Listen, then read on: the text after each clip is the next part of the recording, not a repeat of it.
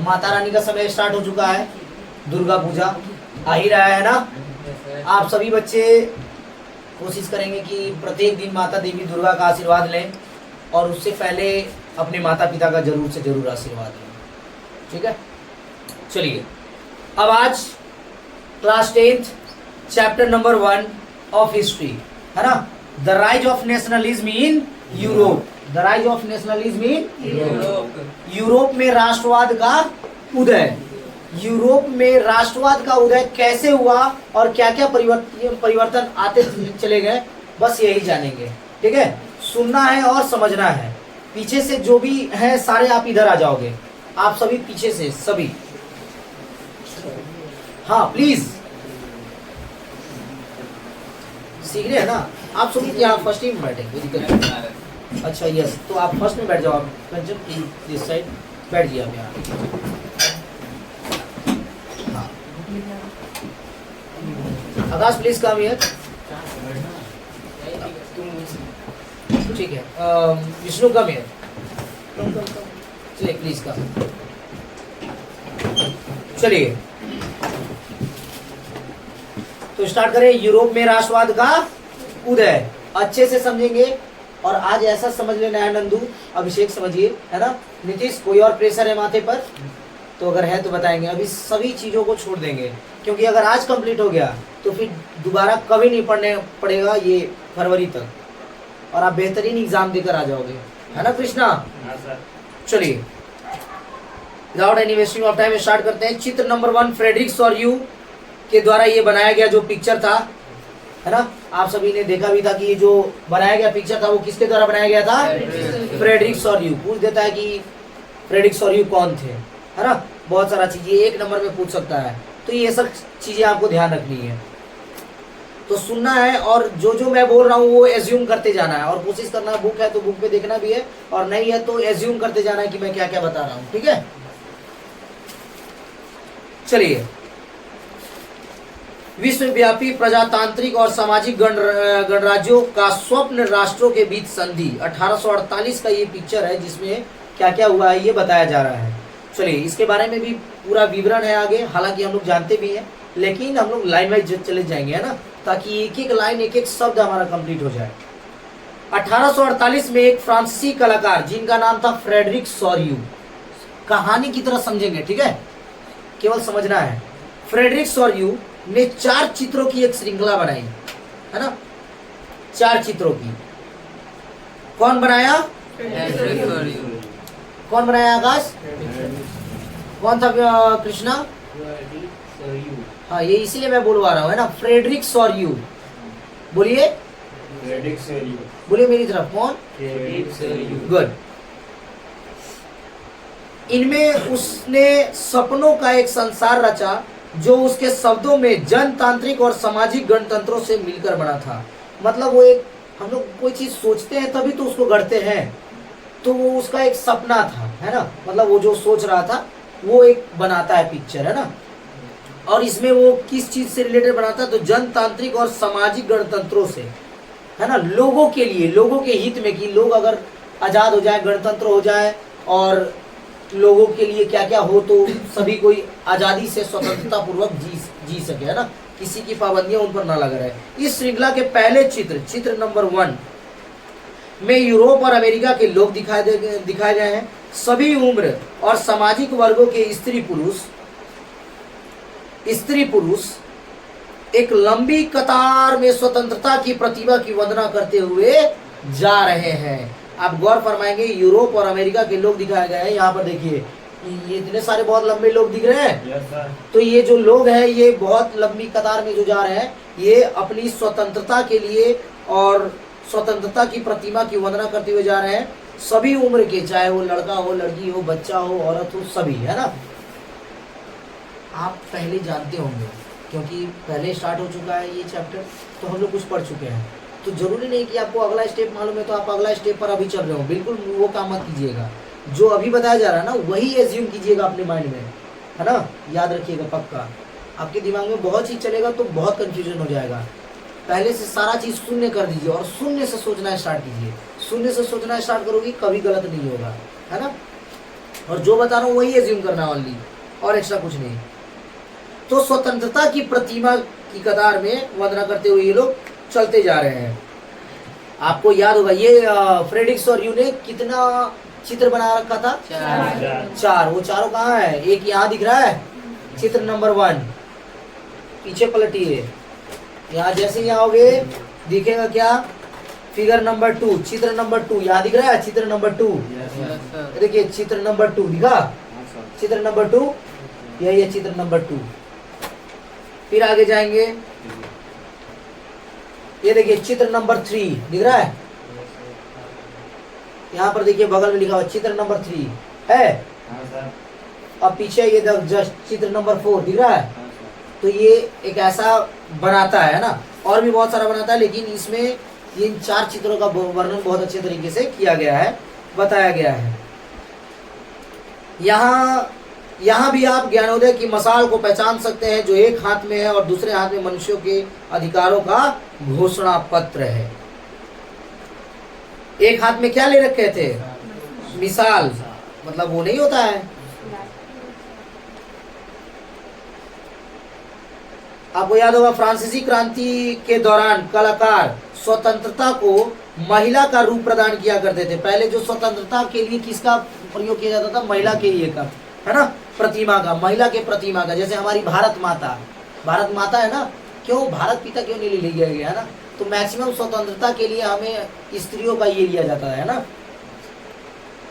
यहाँ भी आप ज्ञानोदय की मसाल को पहचान सकते हैं, जो उसके एक हाथ में और दूसरे में मनुष्य के अधिकारों का घोषणा पत्र की, प्रत्येक मनुष्य का क्या क्या अधिकार है ना। आपका ये है, आपका वो है, और हम सभी का अधिकार है कि हम वोट दें। जैसे कैसे था पहले नहीं देना था, 1 वोट ये था ना सभी के लिए, जो ये थे क्लर्की थे और ठीक है, तो नोबिलिटी और क्लर्की आपस में देकर के जीत जाते थे, और पूरे नोबिलिटी में जितने पीजेंट्स में लोग थे उन सभी के लिए एक ही वोट था। तो कितना अन्याय होता था। तो धीरे धीरे परिवर्तन होता चला गया, वही सब चीज। तो एक हाथ में मसाल है और दूसरे हाथ में मनुष्यों के अधिकार का घोषणा पत्र। प्रतिमा के सामने जमीन पर निरंकुश संस्थानों के ध्वस्त अवशेष बिखरे हुए हैं। सरयू के कल्पनादर्श मतलब यूटोपिया, जो यूटोपिया का मतलब होता है कल्पनादर्श, मतलब कि एक होता है ना कि एज्यूम करके बनाना, है ना, वही। दुनिया के लोग अलग राष्ट्रों के समूह में बटे हुए हैं, जिनकी पहचान उनके कपड़ों और राष्ट्रीय पोशाक से होती है। स्वतंत्रता की मूर्ति से कहीं आगे इस जुलूस का नेतृत्व कर रहे हैं संयुक्त राज्य अमेरिका, स्विट्जरलैंड, जो तब तक राष्ट्र राज्य बन चुके थे। अमेरिका और स्विट्जरलैंड, देखिएगा कि मूर्ति से आगे भी कुछ लोग हैं, है ना, प्रतिमा से आगे भी बहुत लोग हैं और प्रतिमा से बहुत पीछे भी लोग हैं। तो जो आगे हो चुके हैं वो स्वतंत्र हो चुके हैं, और ये सब अभी अपने स्वतंत्रता की आजादी के लिए लड़ाई करते हुए आगे आते जा रहे हैं ना, अपने अपने देश का झंडा लिए, है ना, कि मुझे भी चाहिए ऐसा करते हुए। मतलब कि अगर ये एज्यूमिंग है, ऐसा नहीं कि लोग ऐसा सच में कर रहे हैं, है ना, वो लड़ रहे हैं अपनी ही कंट्री में कि नहीं हमें भी आजादी चाहिए, और वो एज्यूम करके दर्शाया गया है। ऐसा नहीं कि सभी देश के लोग यही काम कर ही रहे थे, ऐसा नहीं है। हाँ पूछिए। जो जब तक राज्य बन चुके थे, फ्रांस जो क्रांतिकारी तिरंगे से पहचाना जा सकता है, प्रतिमा के पास अभी पहुंचा है। फ्रांस जो है देखिए तुरंत अभी प्रतिमा के पास पहुंचा है। उसके पीछे जर्मनी के लोग हैं जो काला लाल और सुनहरा झंडा थामे है। काला लाल और सुनहरा झंडा, ये कौन है? जर्मनी वाले। कौन है? और फ्रांस तुरंत पहुंचा है, मतलब उसी समय अभी। यह दिलचस्प है कि जिस समय सौर्यू ने यह छवि निर्मित की, जर्मन लोग तब तक एक संयुक्त राष्ट्र का हिस्सा नहीं बने थे। उस समय जर्मनी के जो लोग थे वो उस समय ये संयुक्त राष्ट्र का हिस्सा नहीं बने थे।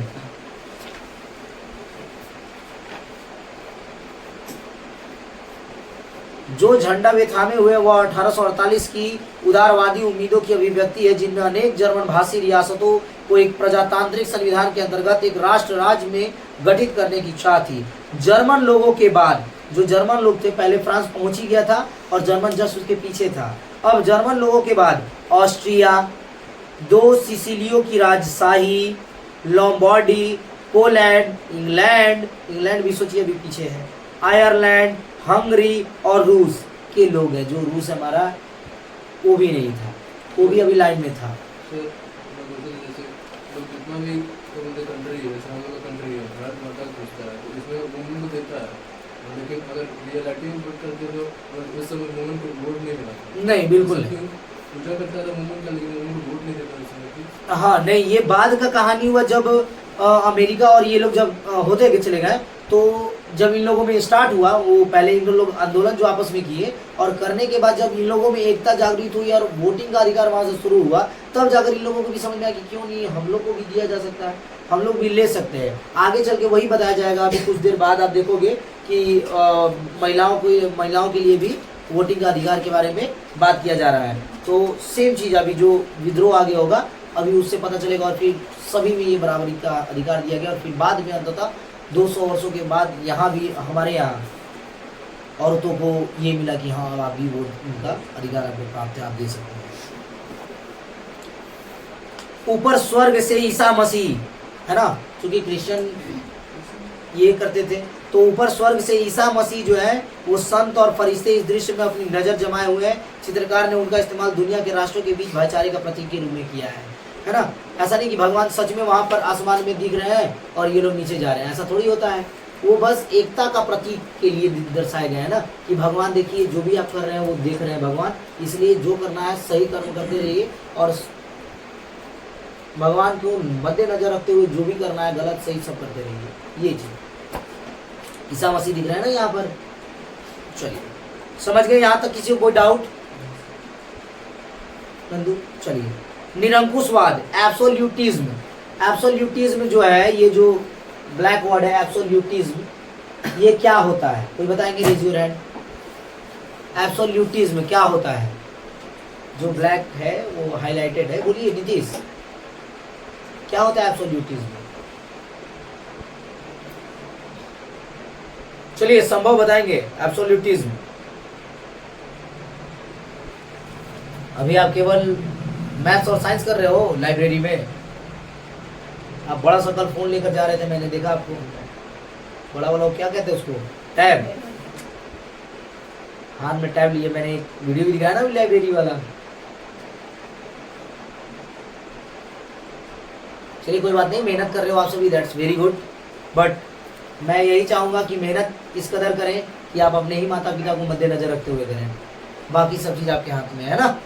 माता पिता सर्वोपरि होते हैं, आप उनके लिए जो करना चाहते हैं करिए, जितना हो सके मेहनत कीजिए। आपको टाइम वेस्ट करना है टाइम वेस्ट कीजिए, दोस्त यार में घूमना है घूमते रहिए, कोई दिक्कत नहीं है ना।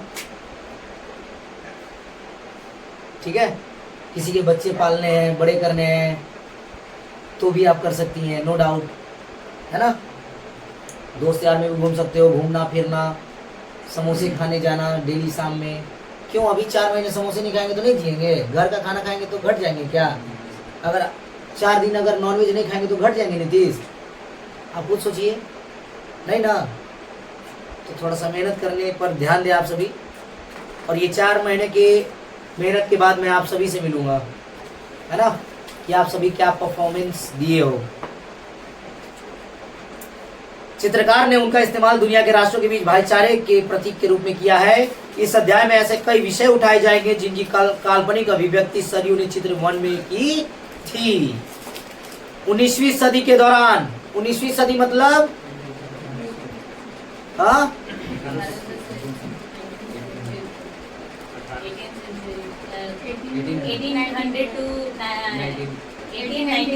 गुड, ठीक है, मतलब 1800 का सन वो है 19वीं सदी। अभी कौन सा सदी चल रहा है? 21वीं सदी। कौन सा सदी? 21वीं, क्योंकि 2000 का सन चल रहा है तो 21वीं सदी चल रहा है ना, एक आगे। Any doubt? चलिए, 19वीं सदी के दौरान राष्ट्रवाद एक ऐसी ताकत बनकर उभरा जिसने यूरोप के राजनीतिक और मानसिक जगत में भारी परिवर्तन ला दिए। इन परिवर्तन से अंततः यूरोप के बहुराष्ट्रीय वंशीय साम्राज्यों के स्थान पर राष्ट्र राज्य का उदय हुआ। इसका अर्थ समझेंगे, it's very very very very important. इससे पहले एक बात समझ गए, एब्सोल्यूटिज्म मैंने पूछा था, आप सभी में नहीं बताया, चलिए मैं बताता हूँ। यहाँ कह रहा है निरंकुशवाद, है ना। समझिए, ऐसी सरकार या शासन व्यवस्था जिसकी सत्ता पर किसी प्रकार का कोई अंकुश नहीं होता है। ऐसा सरकार या ऐसी सरकारी व्यवस्था जिस पर किसी भी प्रकार का कोई रुकावट या कोई भी अंकुश ना हो। इतिहास में ऐसी राजशाही सरकारों को निरंकुश सरकार कहा जाता है, जो अत्यंत केंद्रीकृत सैन्य बल पर आधारित और दमनकारी सरकारें होती थी। मतलब जिन पर किसी प्रकार का कोई अंकुश नहीं, कोई रुकावट नहीं। मेरा पावर, मेरा अधिकार, मेरा सैन्य बल सारा इतना प्रबल है कि आप मुझे टच नहीं कर सकते हैं। तुम जो मैं नियम कानून बोलूंगा वो तो आपको मानना होगा ना। अगर मेरे पास पैसे है, सैन्य बल है, सेना है, लड़के बहुत सारे हैं, ताकत है, तो आप मुझे छुपाओगे? जो मैं बोलूंगा वो आपको करना होगा। ऐसी सरकारों को कैसी सरकार कहते थे? निरंकुश सरकार। और ये को हम लोग क्या बोलते थे? निरंकुशवाद। मतलब क्या? एब्सोल्यूटिज्म। क्या? एब्सोल्यूटिज्म। कोई डाउट? एब्सोल्यूटिज्म। चलिए, किसी को कोई डाउट थोड़ा सा भी? मतलब एब्सोल्यूटिज्म में क्या हुआ? ऐसी सरकार या शासन व्यवस्था जिस पर किसी भी प्रकार का कोई अंकुश ना हो। ऐसा सरकार जिस पर जो शासन व्यवस्था है, जो सैन्य बल है, वो बहुत ज्यादा उसका अत्यंत प्रबल हो, जिस पर कोई भी अंकुश ना हो। चलिए, कल्पना आदर्श, यूटोपिया, एक ऐसे समाज की कल्पना जो इतना आदर्श है कि उसका साकार होना लगभग असंभव होता है। मतलब ये जो फ्रेडरिक सोरियो ऐसा एज्यूम कर लिया कि सारा देश लाइन में आते जा रहा है, भगवान भी देख रहे हैं, सब कोई कर रहा है, ये एक कल्पना आदर्श है, यूटोपिया है केवल, है ना। मतलब आप मान रहे हैं लेकिन जरूरी नहीं कि ये हो ही जाए। मतलब समझा जाए कि इम्पॉसिबल ही है ना। ऐसा समझा जाए कि इम्पॉसिबल है, जरूरी नहीं कि वो पॉसिबल हो जाए। आप बना दिए तो हो ही जाएगा। आप कोई चीज बना दीजिए कि भारत पूरा मेरा है, मैं राजा हूं, तो हो गए। बोलिए, कुछ कहना चाहते हो? बोलिए कोई।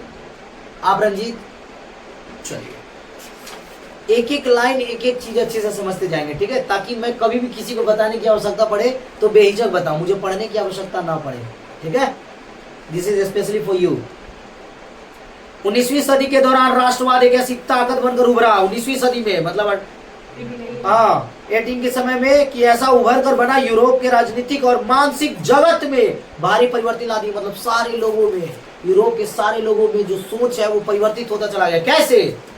जो एजुकेटेड लोग थे और जो कुछ समझदार थे, जो जानते थे, वो लोगों को बताने लगे, पेपर के माध्यम से, न्यूज़पेपर के माध्यम से, रेडियो के माध्यम से। आपस में जहाँ चाय पीते थे वहां पर बैठे तो 4 लोगों को बताए, वो 4 लोग 4 लोगों को बताए। ऐसे करते करते सभी में, इन सभी की जो ज्ञानता है, जो इनके बारे में जानकारी, वो सभी लोग जानने लगे। मतलब परिवर्तन आने लगा मानसिक जगत में भी। इन परिवर्तन से अंततः यूरोप के बहुराष्ट्रीय वंशीय साम्राज्यों के स्थान पर राष्ट्र राज्य का उदय हुआ। यूरोप में लंबे समय से एक ऐसे आधुनिक राज्य की गतिविधि और विचार विकसित हो रहे थे जिसमें स्पष्ट रूप से परिभाषित क्षेत्र पर प्रभुसत्ता तथा एक केंद्र शक्ति की थी। लेकिन राष्ट्र राज्य न केवल उसके शासकों बल्कि उसके अधिकांश नागरिकों में एक साझा पहचान का भाव और साझा इतिहास या विरासत की भावना थी। साझेपन की यह भावना अनंत काल से नहीं थी, यह संघर्षों और नेताओं तथा आम लोगों की सरगर्मियों से निर्मित हुई थी। यह अध्याय उन विविध प्रक्रियाओं पर प्रकाश डालेगा जिनके तहत 19वीं सदी के यूरोप में राष्ट्र राज्य और राष्ट्रवाद अस्तित्व में आए। मतलब इस समय जो 19वीं सदी में यूरोप के लोगों में राष्ट्र राज्य और राष्ट्रवाद का जो भावना था वो समझ में आने लगा कि हाँ, ये हमारे लिए क्यों, कितना इम्पोर्टेंट है और हमें क्यों चाहिए, है ना। लोगों में मानसिकता जो है वो बदलने लगी, है ना, परिवर्तन आने लगे। वही हम इस चैप्टर में पूरे अच्छे तरीके से पढ़ेंगे। चलिए, अब एक नाम आता है अर्नस्ट राष्ट्र क्या है। जो रेनन है, अर्नस्ट रेनन राष्ट्र क्या है, तो समझिए। फ्रांसीसी दार्शनिक अर्नस्ट रेनन ने 1882 में 1882 में सोबॉन, है ना, सोबॉन विद्यालय में, विश्वविद्यालय है ये, में एक व्याख्यान में राष्ट्र की अपनी समझ को प्रस्तुत किया। मतलब एक होता ना कि प्रत्येक बच्चे यहाँ पर है। अगर मैं बोलूँ कि आप एब्सोल्यूटिज्म से क्या समझते हैं, तो सब अपने अपने भाषा में कुछ बोलते हैं। तो किसी एक का ऐसा सेंटेंस निकला जो एकदम बहुत अच्छा था, बेहतरीन। तो उन्हीं में से एक थे अर्नस्ट रेनन, है ना। तो इनका राष्ट्र के प्रति क्या कथन था वो समझेंगे। इनका, अर्नस्ट रेनन का इसके प्रतीक क्या था वो समझेंगे। और ये किस ये से बिलोंग करते हैं? विश्वविद्यालय, सोबोर्न विश्वविद्यालय से। किससे?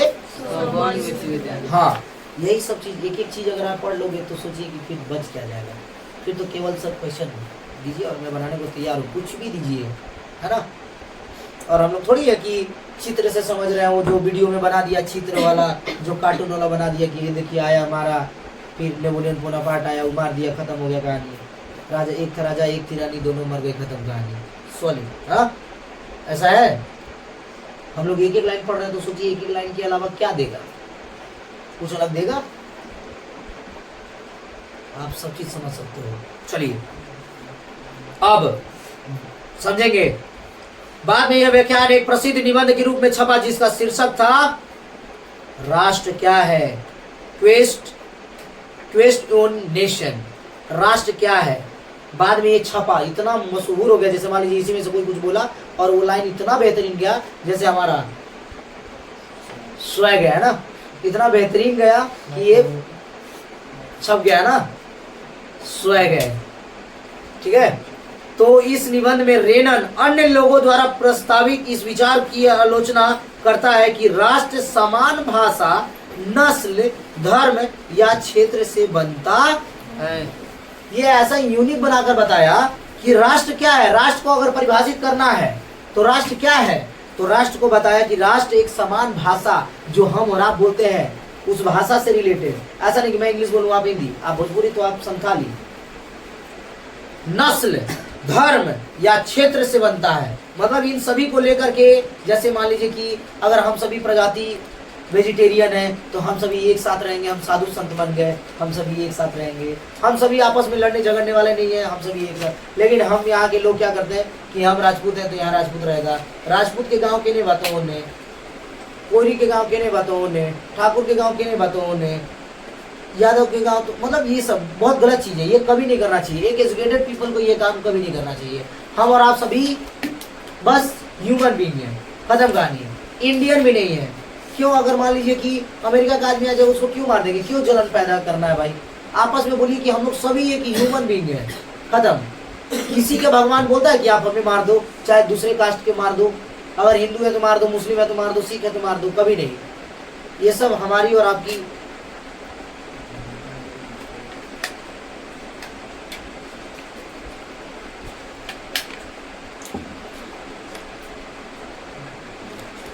भी तो जरूरी बा।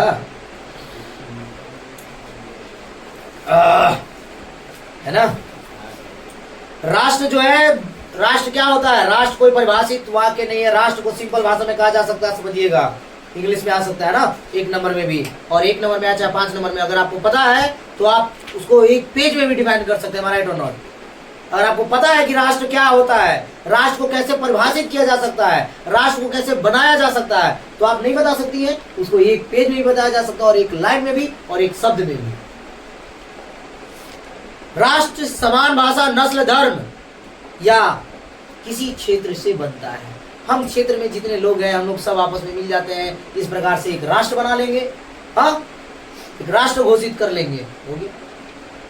एक नए राष्ट्र की मांग करता है ये लोग, ये यहाँ के लोग, यहाँ के देश के लोग, तो एक नए राष्ट्र की मांग कर रहे हैं। मतलब क्या कि सर हम सभी का सोच एक है, लेकिन वहाँ के लोग गलत सोचते हैं, अलग सोचते हैं, तो हमें एक नया राष्ट्र चाहिए। सर सरकार अगर अप्लाई करती है, अगर ये करती है तो ठीक है, चलिए हटाइए, साइड हो गया, मोबाइल हो गया, ठीक है, जाइए आप कीजिए, अब रहिए। मतलब आपको सारी सुख सुविधाएं, प्रावधान मिलेंगे, है ना। कोई आपस में कुछ इधर उधर नहीं कर सकता। नियम कानून इसीलिए होता है ना, कॉन्स्टिट्यूशन बना क्यों है, यही समझना है। चलिए फिर, एक राष्ट्र लंबे प्रयासों, त्याग और निष्ठा का चरम बिंदु होता है।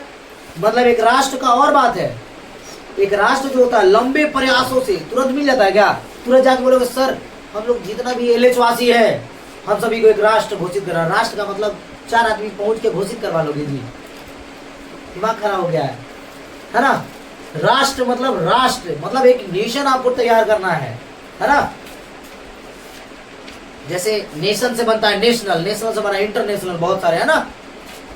वैसे ही एक राष्ट्र लंबे प्रयासों, त्याग और निष्ठा का चरम बिंदु होता है। मतलब अंततः बहुत अत्यंत प्रयास और त्याग भी करने पड़ते हैं। कितने लोग जान गंवाए नहीं, कितना लोग जान गंवाता है कि नहीं, यहाँ पर बाहर का लोग आता है, हमें तड़पाता है, मारता है, चला जाता है, नहीं सर हमें एक नया राष्ट्र चाहिए, है ना।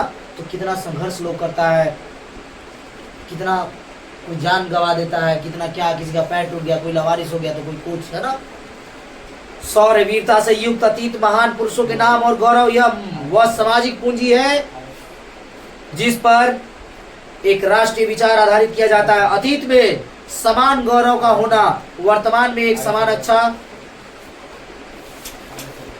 संकल्प का होना, साथ मिलकर महान काम करना और आगे ऐसे काम करने की इच्छा, एक जन समूह होने की, यह सब जरूरी शर्तें हैं। अतः राष्ट्र की एक बड़ी व्यापक एकता है, इस उसका अस्तित्व रोज होने वाले जनमत संग्रह है, प्रांत उसके निवासी है।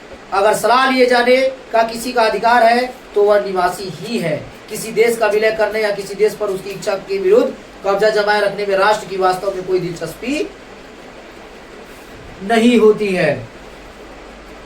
राष्ट्रों का अस्तित्व में होना एक अच्छी बात है, बल्कि यह एक जरूरत भी है। अगर मान लीजिए हम सभी मिलजुल कर नहीं रहेंगे तो कोई दूसरा बाहरी लोग आएगा जो एक राष्ट्र बना चुका होगा, वो चाहेगा कि इसको हड़प करके मैं और अपने ये को बड़ा कर दूं। अगर आप ही के घर के बगल में कोई खाली जमीन है तो आप भी तो चाहोगे कि मैं थोड़ा सा अपने घर को और बढ़ा लूं, हाँ आप भी तो चाहोगे।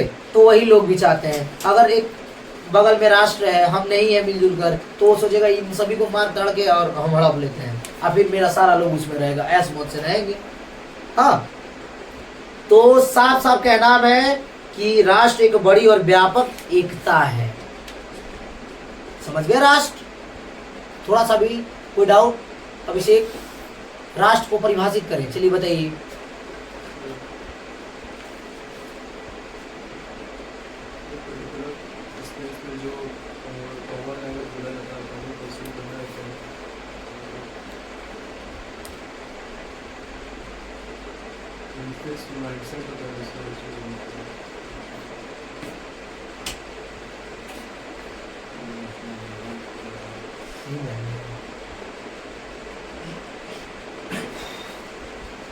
चलिए अब, और अगर दुनिया में केवल एक कानून और उसका केवल एक मालिक होता तो स्वतंत्र का लोप हो जाएगा। जनमत संग्रह क्या है? एक प्रत्यक्ष मतदान जिसके जरिए एक क्षेत्र के सभी लोगों के से प्रस्ताव को स्वीकार या अस्वीकार करने के लिए पूछा जाता है, यही होता है जनमत संग्रह। मतलब जहाँ पर सारे लोग एक जगह खड़ा होकर के या आ करके आपस में डिस्कशन कर ले, अच्छा ये काम करें क्या, तो कुछ लोग बोला नहीं, कुछ लोग बोला हाँ, जिसका ज्यादा आया कि हाँ करना चाहिए तो ज्यादा करेंगे, नहीं तो नहीं करेंगे। ये हुआ जनमत संग्रह, है ना। और ये बहुत जरूरी है, ठीक है, समाज के लिए। आप कभी भी ये नहीं सोच सकते कि मैं ही बहुत तेज हूँ और जो काम करना है वो मुझे ही करना है, ये कभी ऐसा नहीं सोचना चाहिए। हम सभी को मिलजुल करके काम करना चाहिए। कोई इस धरती पर परमानेंट आया है नहीं, तो क्यों घमंड करना। हाँ, आप रात दिन सोच रहे हो कि मैं रात दिन पढ़ रहा हूँ, मैं रात दिन पढ़ा रहा हूँ, कल को क्या हो जाएगा कोई जानता है। तो क्यों इतना टेंशन में लेकर के, बर्डन लेकर के पढ़ना पढ़ाना, जीवन व्यतीत करना। रिलैक्स रहिए, माता पिता के साथ सुखी संपन्न रहिए, खुश रहिए, किसी को परेशान मत कीजिए, दैट्स ऑल। चलिए अब एक आते हैं फ्रांसीसी क्रांति और राष्ट्र का विचार, है ना, जो अभी हम लोग पढ़ रहे थे। अब सबसे पहले देखेंगे फ्रांसीसी क्रांति क्या थी, कैसे हुई, कब हुई, और राष्ट्र का विचार कैसे बदला, सारी चीजें। राष्ट्रवाद की पहली स्पष्ट अभिव्यक्ति 1789 मतलब 1789 की अभिव्यक्ति, है ना। 1789, 89 बोलते हैं, 89 90, है ना, मतलब 90 से जस्ट एक साल पहले 1780। रही है हिस्ट्री, है ना, नींद आता ही है क्योंकि इसमें केवल सुनना पड़ रहा है ना, मैथ्स थोड़ी है कि आपको बनाने पड़ रहे हैं। यही कहता है मैथ्स।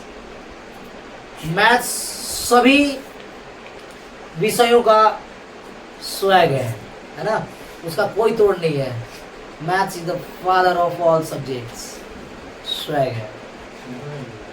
हाँ, बोल तो रहा हूँ, हिस्ट्री है ना, खाली सुनना पड़ रहा है बस इसीलिए। और ये मैथमेटिक्स रहता है, देखिए मैथ्स बनाने वाले से पूछिए तो उनको या तो आ ही नहीं रहा होगा तो बोर फील हो रहा होगा तो मन कर रहा होगा बंद कर दूं। विदाउट मुस्की, आप तो सामने बैठी है, सुन रही है ना, तो आपको नींद नहीं आएगा, आई नो, है ना।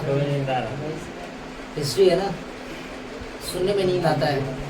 आपको आ रहा है?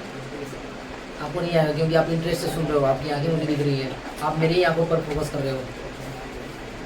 तुझे ना देखूं तो चैन मुझे आता नहीं। चलिए, राष्ट्रवाद की पहली स्पष्ट अभिव्यक्ति 1789 में फ्रांसीसी क्रांति के साथ हुई।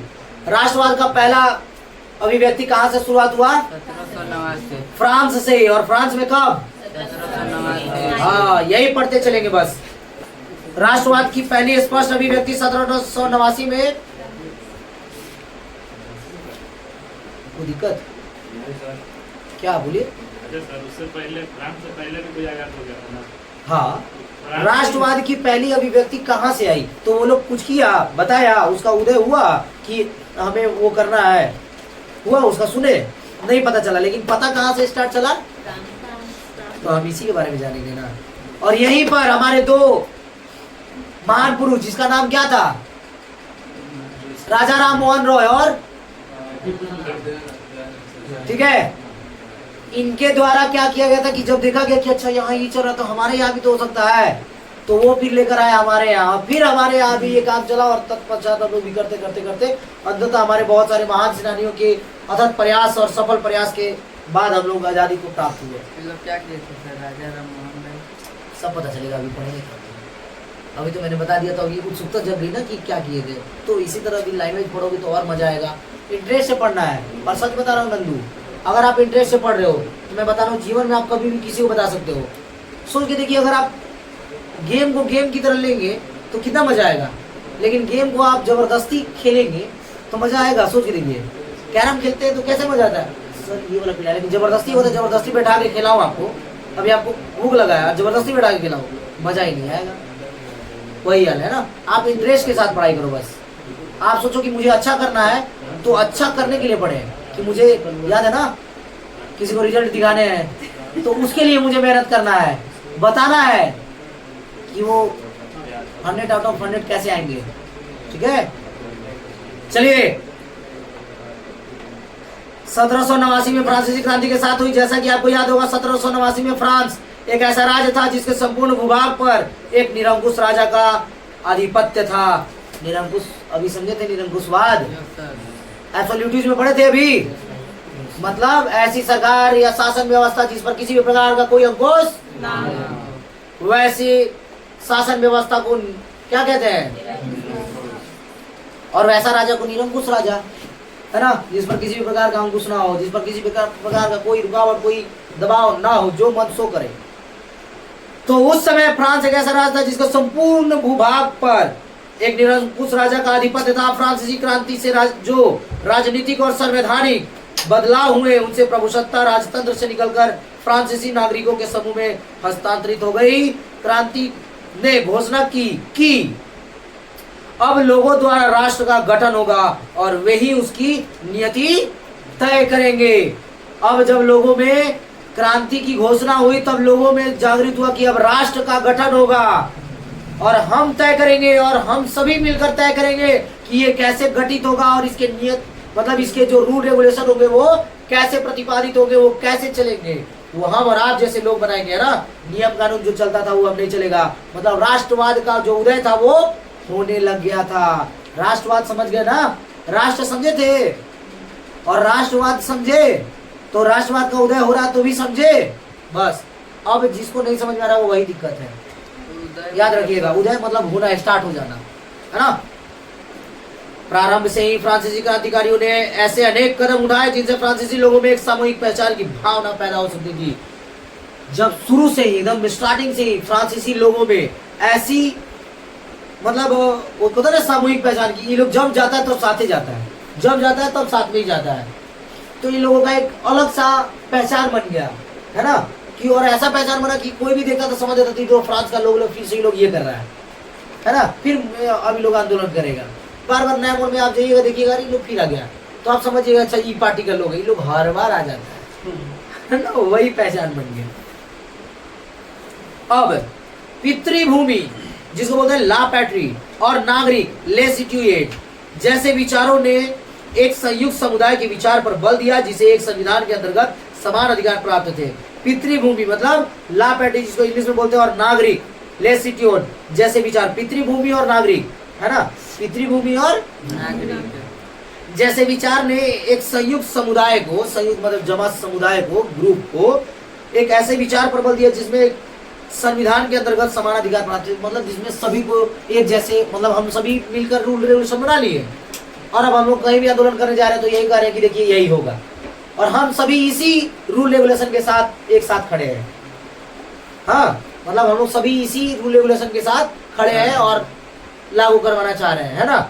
और हमारा मेन मोटिव हमारा जो है वो ला पैट्री और सिटीजन पे है, मतलब पितृभूमि और नागरिकता पर, है ना। पितृभूमि और नागरिक पर कि हम लोग यहाँ के नागरिक हैं और पितृभूमि है तो भाई हम सभी एक साथ है और हमारा यही मोटिव है, हम लोग सभी एक साथ चल रहे हैं। अतः एक नया फ्रांसीसी झंडा तिरंगा चुना गया। जब इन लोगों का मोटिव सेट हो गया, जब इन लोगों का एक नया समुदाय जुटा था, जब ये लोग काफी दिन से ये कर रहा था, तो इन लोग एक नया झंडा भी बना लिए।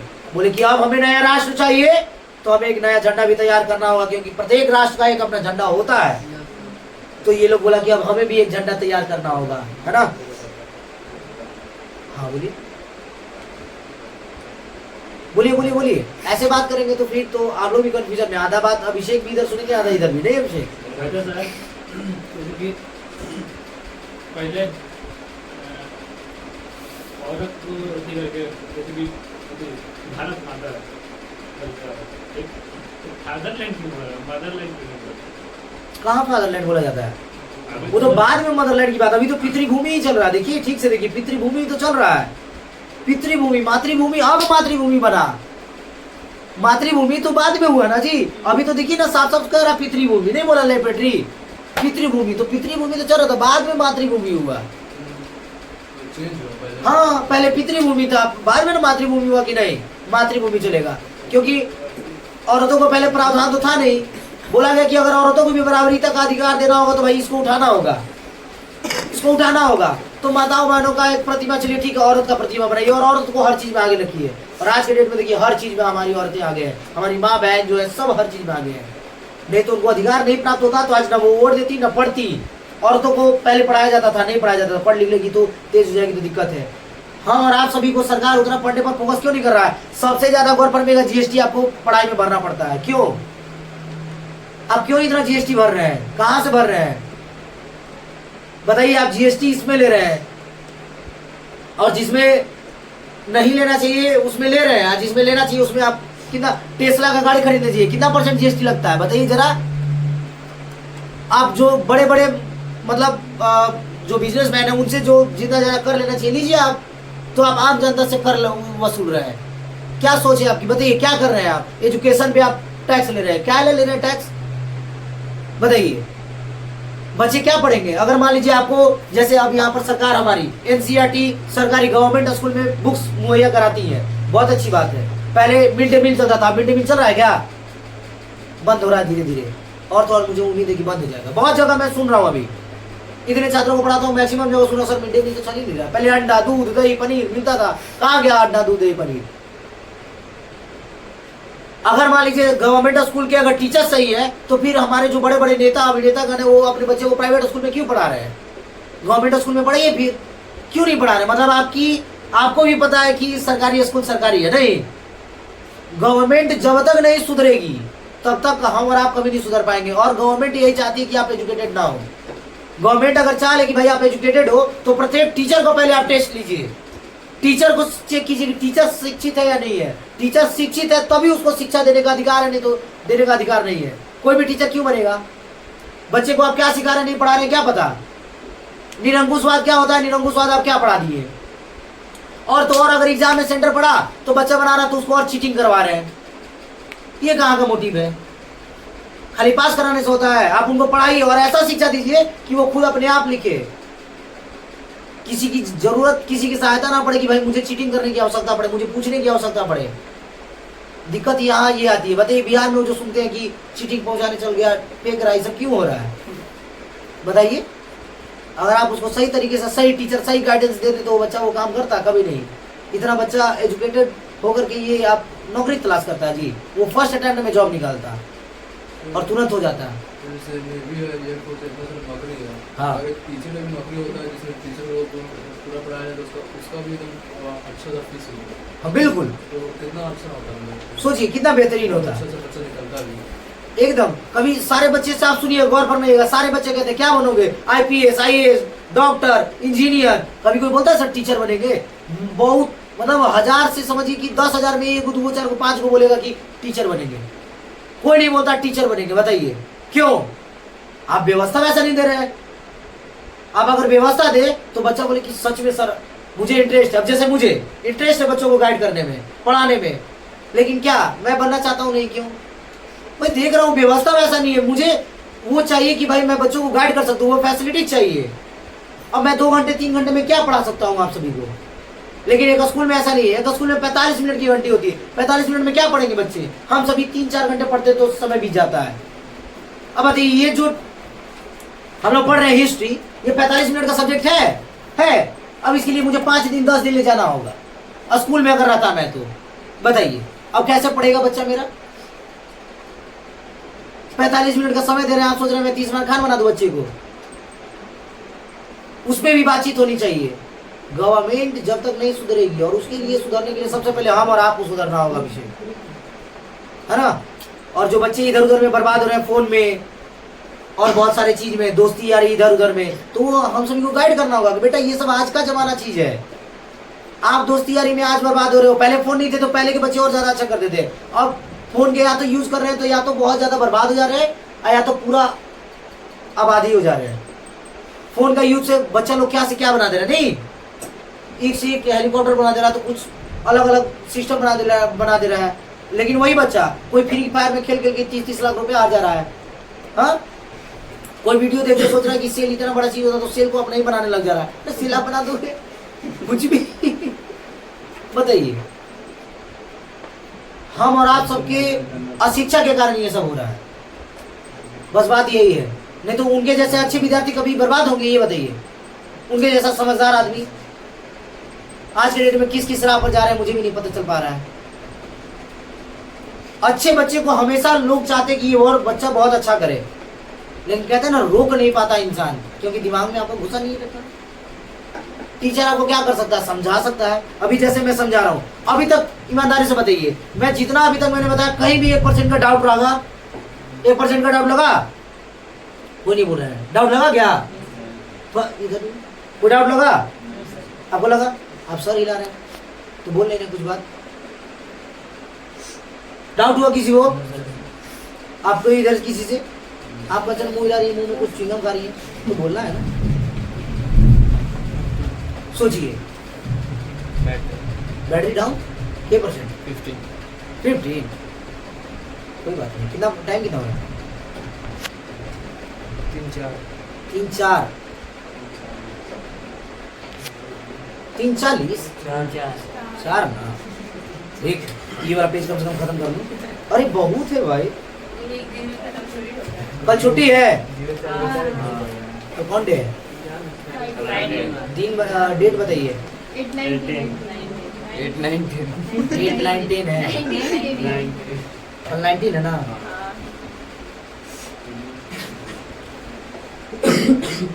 कल इन लोगों को कंप्यूटर है ना।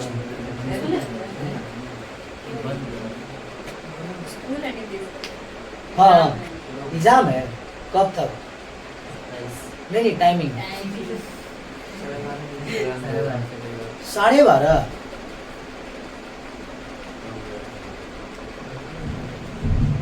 दो तीन दिन नहीं आया, कोई दिक्कत तो नहीं था। चलिए कोई बात नहीं, होता है कभी कभी। मुझे उम्मीद है कि पहले नीतीश ही थे जो कि ऐसा, बाकी सारे कभी कभी नंदू भी एब्सेंट कर देते थे, लेकिन शायद नीतीश और अभिषेक एब्सेंट नहीं किया करते थे। अभिषेक तो अभी भी एब्सेंट नहीं करते हैं, लेकिन शायद नीतीश, हो सकता है कुछ प्रॉब्लम हो। पापा ही रोक लिए होंगे, मुझे मालूम है। वही जबरदस्ती, वही पढ़ने नहीं देना चाहते हैं। वो खराब है ही तो रोकेंगे नहीं, क्या किया जाए। ठीक है, चलिए कोई बात नहीं नीतीश, लेकिन याद रखिए मेरे नज़र में सबसे अच्छे लड़के आप थे। और इंसान जिसको अच्छा समझता है उसको चाहता भी कि अच्छा करे।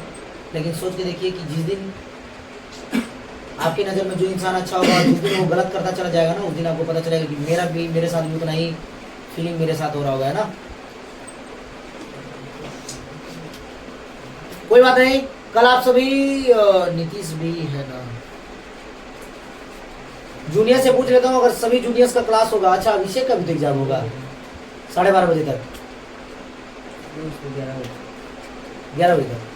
तो एक काम करता हूँ, अगर जूनियर्स में सभी का छुट्टी होगा तो सभी को पहले बुला लेता हूँ, और फिर आप सभी कल 3 बजे से आ जाएगा, 3-6 बजे तक पढ़ा दूंगा, 6, साढ़े 6, 7 बजे तक है।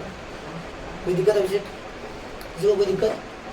एक दिन करने में क्या ही जाता है जब सारा हिस्ट्री खत्म हो जाएगा, दोबारा दिक्कत तो नहीं होगा। अच्छा हाँ, आप लोगों को तो जाना भी होगा ना वहाँ पर, तो 6 बजे जाना होता है ना। वीडियो चल रहा है, रुका हुआ है ना, चल ही रहा है। अब मतलब मुझे इतना काटना होगा। चलिए स्टार्ट करते हैं। उसके आगे, प्रारंभ से ही फ्रांसीसी क्रांतिकारियों ने एक ऐसे कदम उठाए जिनसे फ्रांसीसी लोगों में एक सामूहिक पहचान की भावना पैदा हो सकती थी। पितृभूमि और नागरिक जैसे विचारों ने संयुक्त समुदाय के विचार पर बल दिया, जिसे एक संविधान के अंतर्गत समान अधिकार प्राप्त थे। अतः एक नया फ्रांसीसी झंडा तिरंगा चुना गया, जिसने पहले के राजध्वज की जगह ले ली। पहले जो राजध्वज था, राजध्वज है ना, पहले जो राजध्वज था उसके जगह पर दूसरा झंडा तिरंगा आया, है ना, 3 कलर का। स्टेट जनरल का चुनाव सक्रिय नागरिकों के समूह द्वारा किया जाने लगा। जो स्टेट जनरल है उसका चुनाव किसके द्वारा किया जाने लगा? सक्रिय नागरिकों के द्वारा, है ना, जो एक्टिव पीपल थे उनके द्वारा चुना जाने लगा। कि हाँ, पहले समझदारी नहीं था ना कि वोटिंग करना है वगैरह करना है, कि तो चुना जाने लगा जो एक्टिव लोग हैं ना, जो समझदार हैं उनसे। अब मुझे कुछ राय विचार करना होगा तो जो एक्टिव पीपल होंगे, जो यहाँ पर होंगे, जो रिलेटेड टू अस होंगे, कनेक्टेड होंगे, जो हमारे यहाँ सुख में सुख, दुख में दुख देते होंगे, उन्हीं से तो राय विचार किया जाएगा। अब जो आ रहे पढ़ रहे जा रहे हैं, उनसे क्यों? वो तो वहीं तक सीमित है। राय विचार किसे किया जाएगा? जो यहाँ के क्लोज है, जो यहाँ का बाहर संभालते हैं, उठना बैठना सब चीज देखते हैं, उनसे सबसे किया जाएगा क्या? तो बस वही एक्टिव पीपल से ये राय विचार किया जाने लगा, चुना जाने लगा।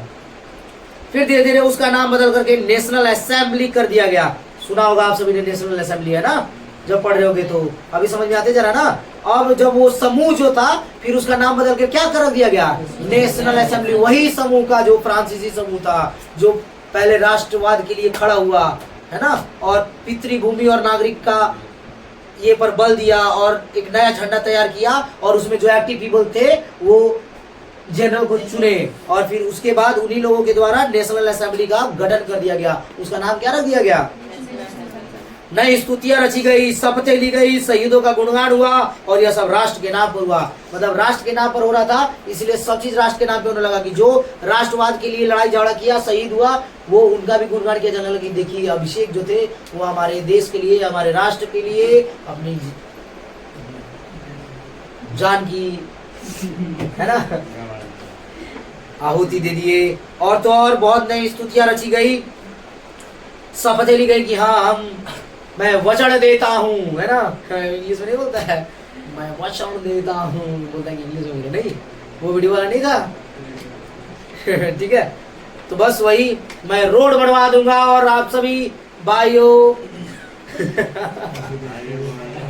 चलिए, शहीदों का गुणगान हुआ और राष्ट्र के नाम पर हुआ। हाँ, एक केंद्रीय प्रशासनिक व्यवस्था लागू की गई, जिसने अपने भूभाग में रहने वाले सभी नागरिकों के लिए समान कानून बनाए। मतलब जो इस भूमि पर रह रहा है, हमारे यहाँ इस भूमि पर, इस राष्ट्र की भूमि पर रह रहा है, उन सभी के लिए समान होंगी क्या? कानून व्यवस्था जो होगा वो सभी के लिए समान होगा। आंतरिक आयात निर्यात शुल्क समाप्त कर दिए गए। जो आयात निर्यात था, उस पर जो टैक्स लगता था वो समाप्त कर दिया गया, खत्म कर दिया गया, बंद कर दिया गया। और भार तथा नापने की एक समान व्यवस्था लागू की गई। क्षेत्रीय बोलियों को हतोत्साहित किया गया। और पेरिस में, पेरिस क्या है? क्या है बताइए? कौन सा शहर है बताइए? फ्रांस का कौन सा शहर है? कैपिटल बताना है ना। आप उधर से क्या बोल रहे थे?